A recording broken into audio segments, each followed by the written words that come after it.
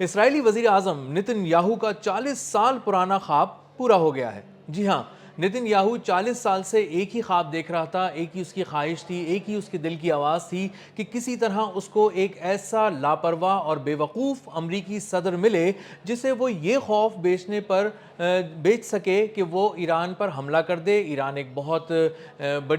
بڑا خطرہ ہے دنیا کے لیے، اور وہ ایران پر چڑھ دوڑے اور اندھا دھند چڑھ دوڑے اور بغیر پلاننگ کے چڑھ دوڑے اور صرف اس کی خواہش پر چڑھ دوڑے۔ اور ایسا ہی ایک صدر اس کو امریکی جو ڈونلڈ ٹرمپ کی صورت میں مل گیا، اور ڈونلڈ ٹرمپ نے بغیر کسی پلاننگ کے اس جنگ میں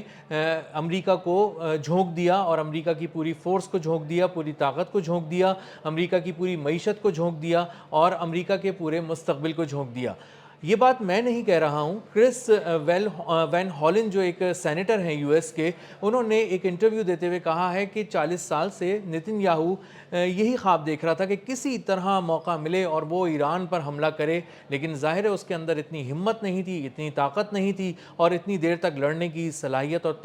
قوت نہیں تھی۔ اسی لیے وہ بار بار نظریں جمائے بیٹھا تھا امریکی قیادت پر، اور اس نے یہ خوف بیچنے کی بار بار کوشش کی کہ مشرق وسطیٰ ایک مسلسل خطرہ ہے امریکہ کے لیے، یہودیوں کے لیے، اور امریکہ کو چونکہ خطرہ بنا کے وہ پیش کرنا چاہ رہا تھا تاکہ امریکہ اس کو بائے کر لے، اس کا خوف کو، اور اس کے بعد وہ چڑھ دوڑے۔ لیکن جو گزشتہ دور گزرے ہیں اس میں یو ایس ایڈمنسٹریشن اور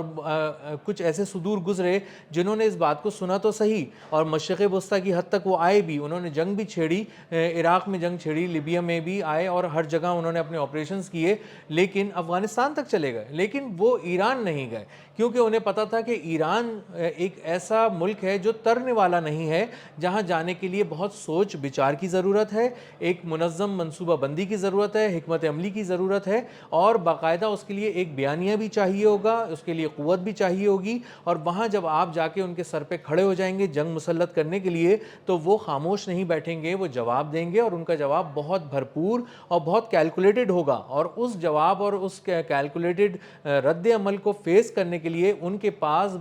ایک کمپریہنسو اسٹریٹجی ہونی چاہیے، دور رس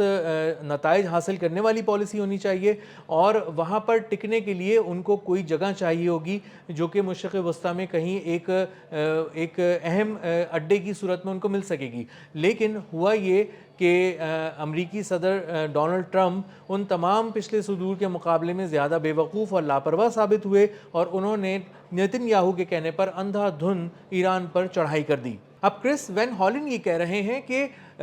ایک ایسی جنگ میں ڈونلڈ ٹرمپ گئے ہی کیوں جس کے بارے میں ان کو پتہ ہی نہیں تھا، جس کے بارے میں ان کو بہت کمزور معلومات تھیں، اور جس کے بارے میں انہوں نے کوئی پلاننگ ہی نہیں کی تھی، خاص طور پر کہ کس طرح ایران پر اٹیک کیا جائے گا، ایران پہ اپنا تسلط قائم کیا جائے گا، اور اس کے بعد کیسے باہر نکلا جائے گا۔ کسی ایک بھی انٹری بھی نہیں ہے، درمیان میں بھی کچھ نہیں ہے، ایگزٹ بھی کچھ نہیں ہے۔ یہ کیسی ملٹری یا سیاسی اسٹریٹجی ہے کہ آپ نے کچھ سوچا ہی نہیں، اور آپ نے ایک پوری جنگ چھیڑ دی، اور اس جنگ کو آپ لے گئے ایک پورے دوسرے ایک ملک کے دروازے پر، ایک پورے خطے کے دروازے پر، جس کی بیکنگ پر کچھ ملک کھڑے ہوئے ہیں، اور وہ سمجھتے ہیں کہ ایران جو ہے وہ دنیا کے لیے خطرہ نہیں ہے، اور آپ کا یہ بیانیہ بھی کوئی نہیں خرید سکا کہ ایران بہت بڑا خطرہ ہے، اور آپ سے وہ ایران ڈر بھی نہیں سکا۔ آپ پانیوں میں آپ نے جب کہا کہ میں امریکی بحری بیڑے اتار رہا ہوں، تو اس سے تو سپر پاور لیول کے ملکوں کو ڈرنا چاہیے تھا، لیکن ایران نہیں ڈرا۔ ایران نے آبنائے ہرمز بند کر دی، اور آبنائے ہرمز بند ہونے کے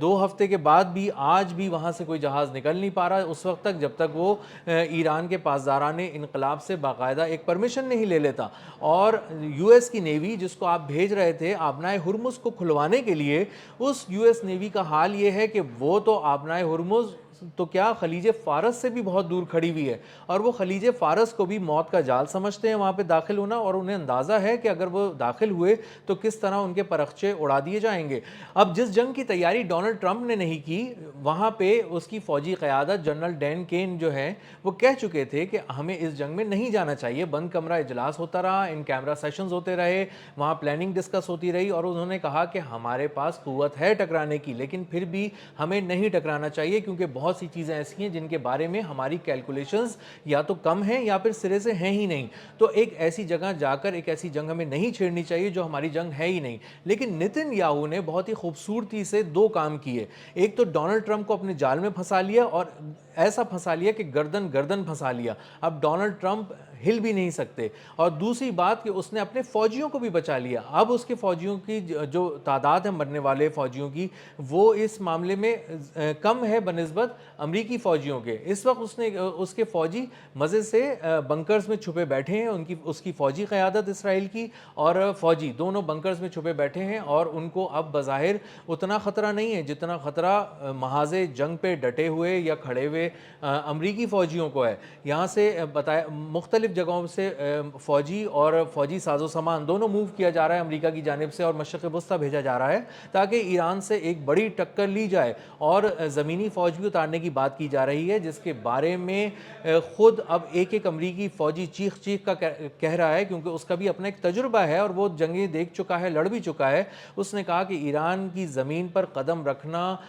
تابوت میں بند ہونے کے جیسا ہے اور وہاں اترنے والے تمام فوجی تابوت میں بند ہو کر دوبارہ اپنے اپنے شہروں میں امریکہ پہنچیں گے. اور اسی لیے جب ہم دیکھ رہے ہیں وہ مناظر کہ جس میں امریکی فوجی رخصت ہو رہے ہیں امریکہ سے ایران کی جانب جب جا رہے ہیں تو وہ رو رہے ہیں, اپنے گھر والوں سے گلے لگ کر مل رہے ہیں, سیلفیز کھینچ رہے ہیں. ان کے گھر والے بھی کچھ ایسی یادگار تصویریں کھینچ رہے ہیں جس کے بارے میں ان کے دل میں یہی خدشہ ہے کہیں نہ کہیں کہ یہ تصویریں شاید آخری ہوں گی, یادگار ہوں گی اور ہمارے پیارے اب دوبارہ اس محاذ جنگ سے واپس نہیں آ سکیں گے. اسی طرح ہم نے دیکھا کہ جرالڈ آر فورڈ جو سب سے بڑا امریکی بحری بیڑا ہے, جدید بھی بہت ہے, وہ جب روانہ کیا گیا مشرق وسطیٰ میں ایک مہم کے لیے ایران کے خلاف تو اس پہ جو فوجی تعینات تھے انہوں نے کوشش یہی کی کہ کسی طرح وہ رک جائیں اور انہیں نہ جانا پڑے. اس کے لیے احتجاجاً انہوں نے اپنی ٹی شرٹس اور اپنے کچھ کپڑے جو ہیں وہ ٹوائلٹس کے پائپس میں پھنسا دیے جس کی وجہ سے وہ ٹوائلٹس کلاگ کر گئے, بند ہو گئے اور وہ گٹر بہنا شروع ہو گئے اور وہ پورا امریکی بحری بیڑا جو ہے وہ ایک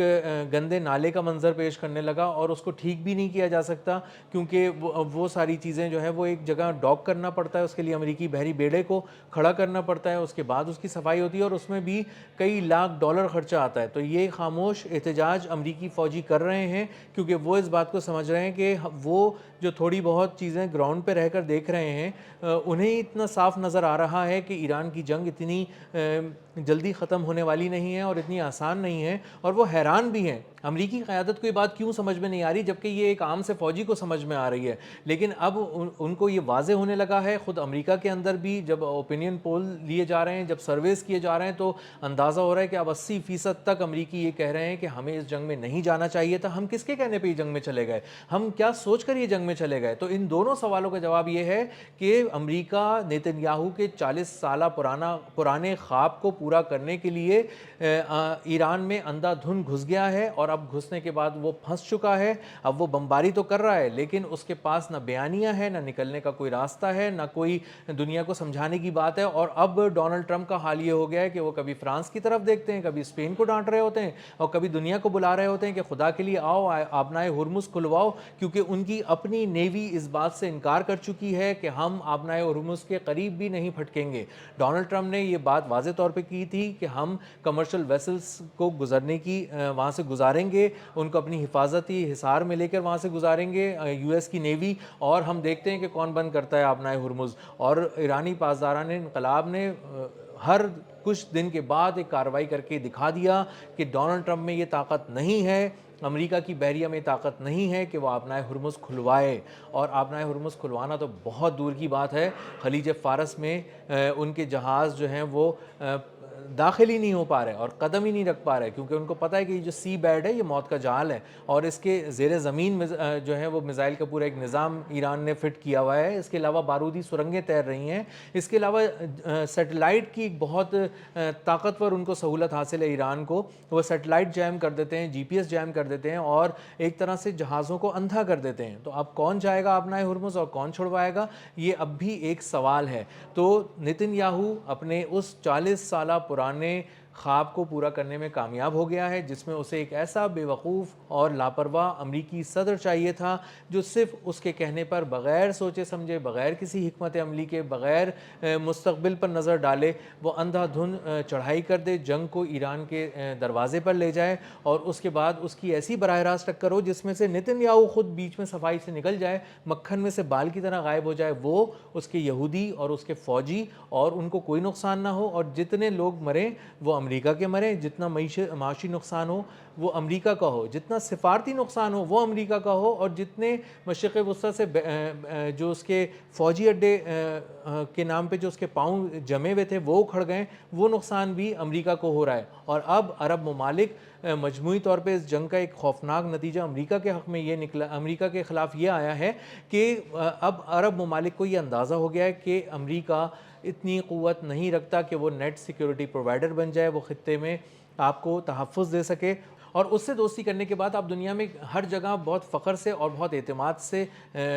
سر اٹھا کر جی سکیں، چل پھر سکیں کہ ہمارے سر پہ تو ایک بہت ہی بڑی دفاعی سپر پاور کا ہاتھ ہے اور ہمیں کوئی ہاتھ نہیں لگا سکتا۔ نتن یاہو نے امریکہ، اس کے حال، اس کے مستقبل، اس کی پالیسیز، اس کے سفارتی تعلقات، اس کے سیاسی معاملات، اس کے بیانیے اور اس کی فوجی طاقت کے بخیے ادھیڑ دیے ہیں، اور خوف بیچنے میں وہ کامیاب رہا ڈونلڈ ٹرمپ کو۔ اور ڈونلڈ ٹرمپ جو اتنے عرصے سے ارب پتی ہیں، اتنے بڑے بڑے بزنسز چلاتے ہیں، ایک امپائر انہوں نے کھڑا کیا، 2 بار امریکہ کے صدر بنے، وہ اتنے لاپرواہ اور بے وقوف نکلے کہ نتن یاہو کے کہنے پر اندھا دھند ایک ایسی جنگ میں کود پڑے جس سے باہر نکلنے کا نہ انہیں راستہ پتہ ہے، نہ انہیں لڑنے کا طریقہ پتہ ہے، نہ انہیں کوئی بتانے والا ہے، اور نہ ہی انہیں کوئی بچانے والا ہے۔